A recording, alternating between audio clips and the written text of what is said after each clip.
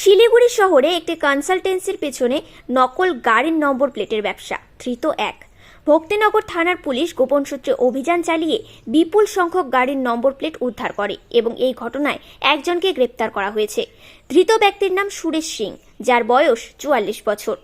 Police সূত্রে খবর, ভক্তিনগর থানার অন্তর্গত আইটিআই মোড়ের কাছে বিদ্যাসাগর ক্লাবের কাছে একটি কনসালটেন্সির দোকানে বহু সংখ্যক গাড়ির নম্বর প্লেট রাখা ছিল। এই খবর পেয়ে গতকাল রাতেই ভক্তিনগর থানার পুলিশ অভিযান চালায়। ওই দোকান থেকে 106টি ট্যাক্সি ও প্রাইভেট কারের নম্বর প্লেট উদ্ধার করা হয়েছে। দোকানের মালিককে এ বিষয়ে জিজ্ঞাসা করা হলে তিনি কোনো বৈধ নথি দেখাতে পারেননি। তার ফলে তাকে গ্রেপ্তার করা হয়। আজ অভিযুক্তকে জলপাইগুড়ি আদালতে পেশ করা হয়েছে। মনে রাখবেন যে নতুন গাড়ি কেনার 15 দিন বা 1 মাস পরে আরটিও দ্বারা নম্বর প্লেট জারি করা হয়। আরটিও ছাড়া অন্য কোনো জায়গা থেকে এই নম্বর প্লেট লাগানো যাবে না।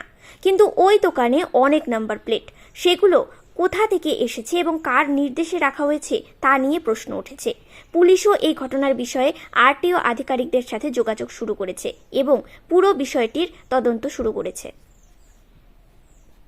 আপনারা দেখছেন নিউজ প্রাইম টাইমস। সঙ্গে থাকুন এবং দেখতে থাকুন নিউজ প্রাইম টাইমস।